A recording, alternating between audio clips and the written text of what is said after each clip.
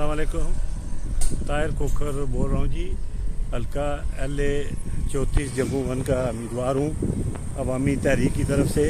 और इस फसूदा निज़ाम के ख़िलाफ़ जो जदोजहद कर रहे हैं, जिस तरह सियासी पार्टियों ने टिकटों की ख़रीद और फरोख्त की है, इसी तरह लोगों के ज़मीर भी ख़रीदने की कोशिश की जा रही है।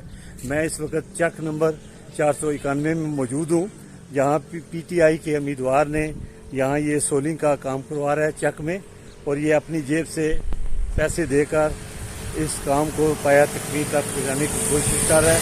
अभी इलेक्शन को देखें, 10-12 दिन रह गए हैं और यहाँ ये काम हो रहा है। आप देख सकते हैं खुद कि ये 15-20 फुट का काम हुआ है और मज़ीद काम जारी है यहाँ।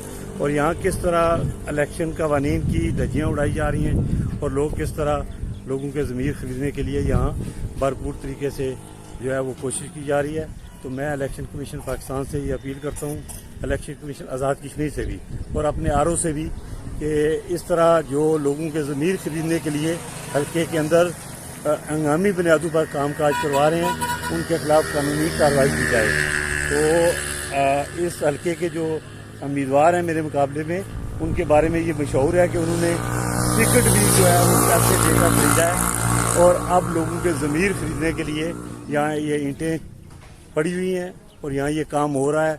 और ये 200 फुट की सोलिंग के लिए लोगों के ज़मीरों के साथ सौदा किया है, ताकि लोग इसको 25 तारीख को वोट दें। और ये जो छोटी सी गली है, और ये उनका उन गरीबों का ख्वाब है कि उनके ये काम, जो कि अवामी नुमाइंदा जो है यहाँ का, वो 5 साल में यहाँ नहीं काम करवा सका, और आज इन्होंने प्राइवेट तौर पर अपनी जेब से खर्चा करके ये काम करवा रहे हैं।